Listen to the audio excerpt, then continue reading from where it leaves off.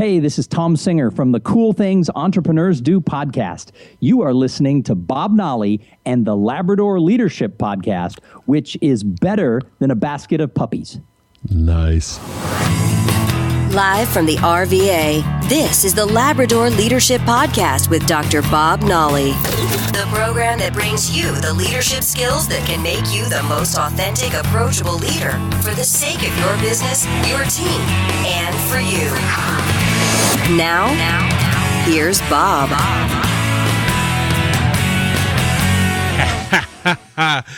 We can't keep you away. You keep coming back. Thanks very much. Come up on the porch. You have found your way to the Labrador Leadership Podcast. It's Bob and Alex. How are you doing? I'm good, Bob. How are you? Okay. We have kicked Mercury in the you-know-what, so the retrograde is over.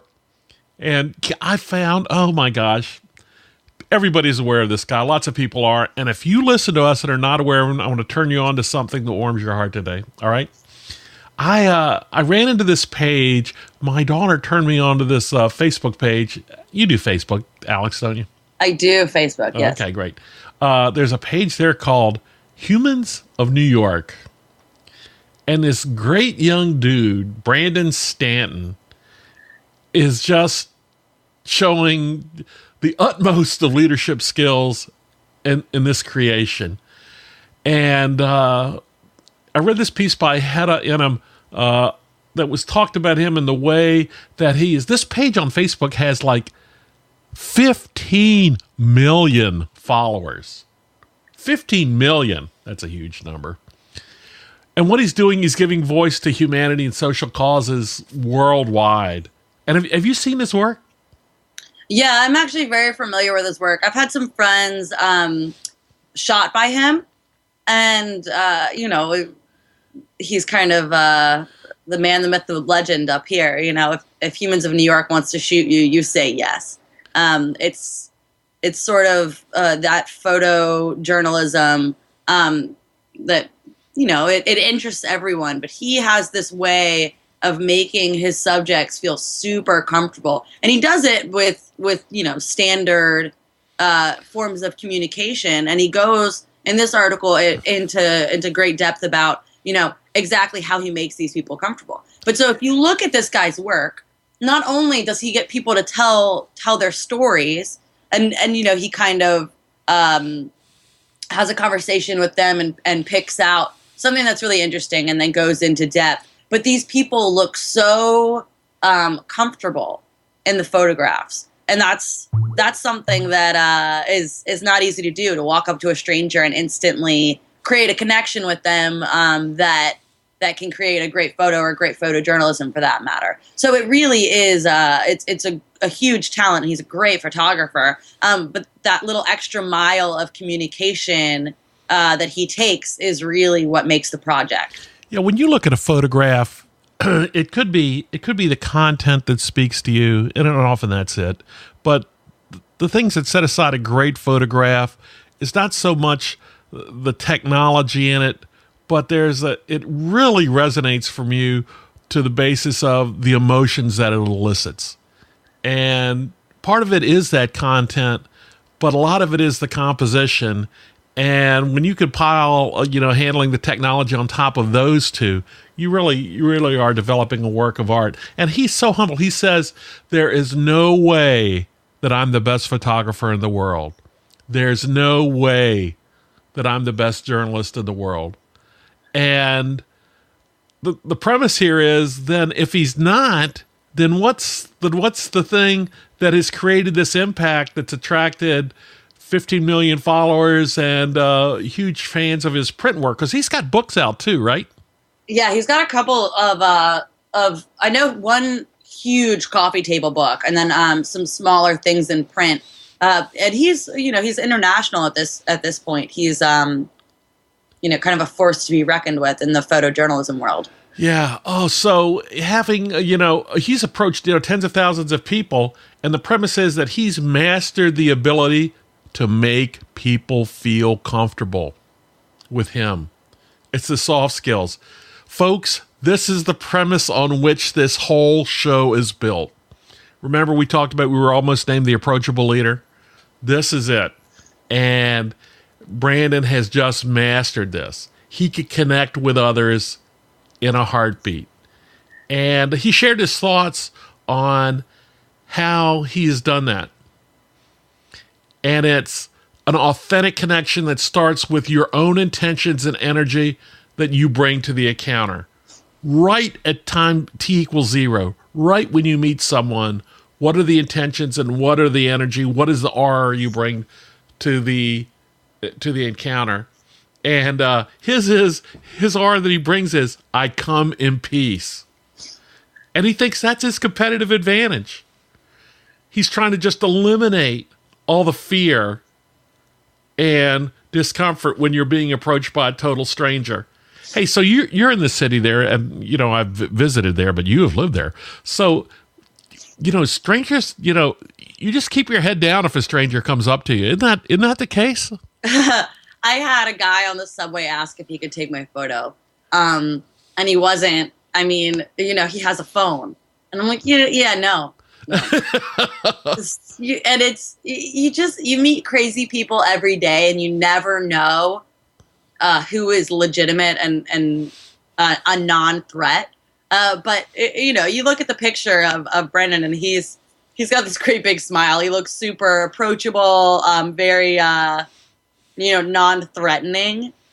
But to turn it into this atmosphere of trust and intimacy that you need to take a good photo of someone is not something that everyone can do in 20 minutes. Think about like a high fashion shoot with a professional model and a professional photographer. They take hours to get one shot. And they take, the winder is clicking the whole way, and it's, thousands of frames that get shot there. Right. And Brandon, he's not a kid. He's 31, but he sits there, and just the look on his face is one of such approachability. And he says it's all about the energy you're giving off. It's 100% energy. So the leadership lesson from this is your energy matters. Right. So start with thinking about yourself first. Right. He goes on to talk about body language. And I love this. He says, the goal is to be as non-threatening as possible. I'll normally just sit down at somebody's feet.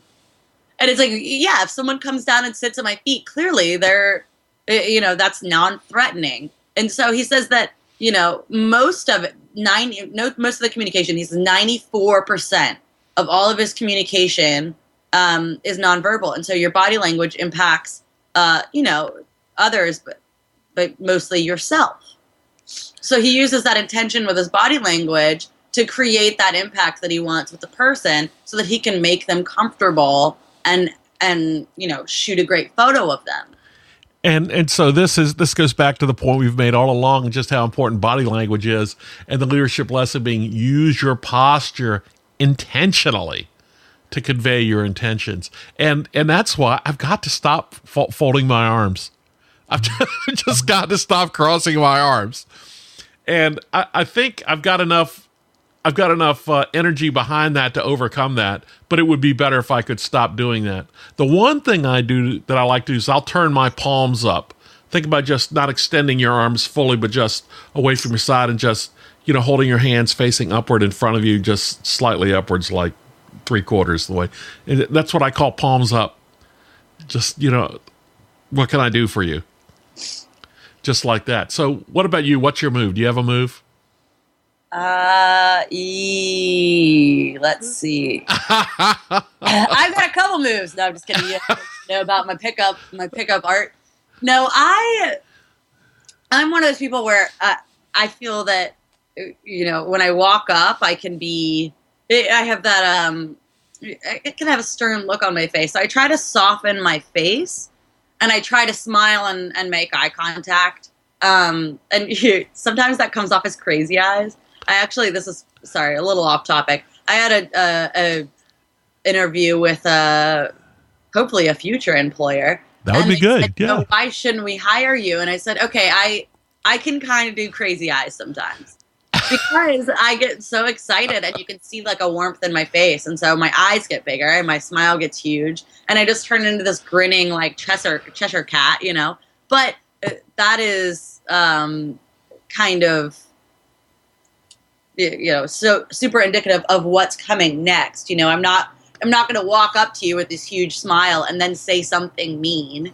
Clearly, I'm going to say something nice and warm and present. So I try to eye contact, smile, and I try to not cross my arms because I look really bratty when I cross my arms. Okay, we'll both work on that.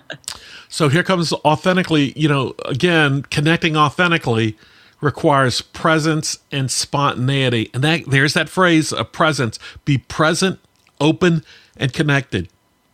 And I think that presence and open and connection brings the authenticity forward. And, he says when he goes up to somebody to take their picture, he says you can feel the no coming from their face. You can feel it coming. And when he feels it coming, he switches tactics really quickly to make them feel more comfortable.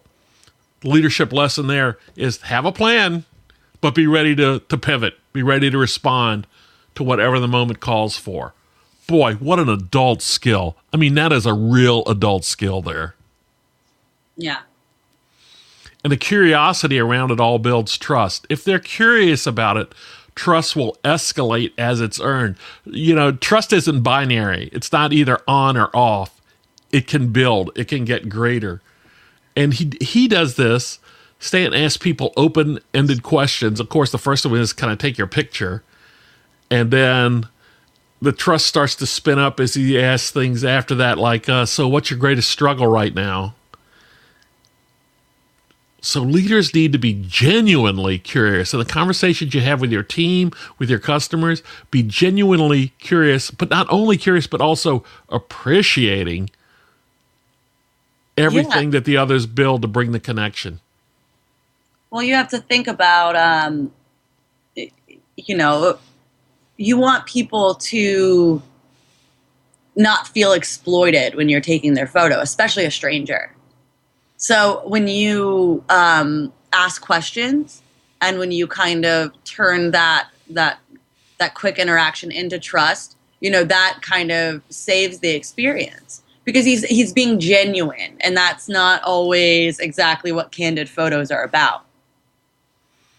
It's a very respectful way that he goes about it, it is very respectful. That blend of respect spins up the trust, of course, but the curiosity and the authentic connection is just such a powerful tool. Something we haven't talked a lot about here, and it's almost, would almost be worthy of its own, not only its own episode, but its own show. The whole art of storytelling is making a bit of a comeback, I think. And, we've talked about it in a job search framework. We've talked about helping people prepare, as you know at this point, to be prepared to answer questions that start with, the whole behavioral interview thing. Tell me about a time when, and that's what he starts with. Here on the street, when he's talking to people, he says, tell me about a time when, because he wants to hear their stories. Because embedded in their stories are their core emotions. And if they share them, even through the stories they're telling, that's where the connection builds. And then, if you could get their emotions managed to the surface, not really managed, but I mean controlled to the surface, they're very universal ones, and they're great points to connect on. Loss of a loved one, loneliness, failure, joy, happiness. When somebody tells a story, we will instantly go to our card file in our heads and pull out a story that we could connect with because we have felt that too. So the leadership lesson is share your own stories, pay attention to the stories of others, and look for the emotions that come up. That's just so powerful. Yeah, I mean, it seems so simple, but so many people don't take the time. So he's got a third book coming out called Humans of New York Stories that's coming out later this month, no matter when you're listening to this. This is October now. This is early in October. So, boy, that's going to be a great one as well. Have you seen his earlier work? Yeah, I've seen I've seen the blog and I've seen the first book. And I mean, it's truly, coming from, somebody that is kind of obsessed with both communication and photographing strangers. I really love, but you don't get the chance to do it. So I really envy him because that's his job, and he gets to travel now because he's got so much attention. So now he's traveling and taking photos of, I think you said he's traveling and taking photos of refugees right now. But, who gets the chance to do that after just walking up to people on the street and saying, tell me about yourself, can I take your photo? You know what I really admire, and this may be a generational difference for me, his ability to just be able to go over there and do that now. To drop the project he has doing now and go and just set it aside and go, okay, I'm going over there. Because the emotions are there now. The story is there now. That's like the classic photojournalist mindset to me. I just think that's great. If you met him somewhere, if you bumped into him or had him in a somewhat controlled environment, what question would you want to ask him? Oh, I would want to know probably, I don't know. Some of his stories are so emotional. So the first thing that came to my mind was the most impactful stranger that you ever met. But I'm sure there's tons of them because he really does talk to all walks of life, which is truly astonishing. That you can just walk up to someone that is so different from you and create that connection. I'd probably want to know how he goes about getting the tougher subjects to connect with them. Because there's so many people that are so, especially in New York City, so closed off. Because New York's a hard place. You assume everyone is out to get you. So, or a lot of people do, rather. So that's kind of what I would want to know is how you kind of crack that shell of the hardest stranger, Yeah, that would be a great thing to ask. I think, it'd be very easy to ask him questions like, what was the funniest, what was the best, what was the worst, and those things. But some question around the impact, the thing that just made him, hit him so hard in the solar plexus, he just had to set the camera down for a minute. Wow. We will link up to his new book, to his Facebook page in the show notes. I think this has been a great thing to share with everybody this morning. And if so many of you listening are going, oh yes, we know this is good stuff. But if there is just a handful of people to go, I've never heard of this, I'm going to check this out, then we've done good stuff today. What do you think? Yeah, I mean, I got excited when I saw that we got to talk about a photographer. Oh, absolutely. Anytime. Hey, thanks for being here. Thanks for having me, Bob. Oh my gosh. We'll see you next time. Thanks for listening to the Labrador Leadership Podcast. For the sake of all the special people in your life that deserve you to be the best leader you can be. Connect with us on our website at LabradorLeadership.com, on Facebook at Labrador Leadership, and on Twitter at Lab Leadership. Now, here's a final thought from Bob. Ladies and gents, check out the Humans of New York on Facebook. It is great work. And check out our webpage at LabradorLeadership.com. Click on the big orange button, and you will be part of the conversation. Take care of one another. See you next time.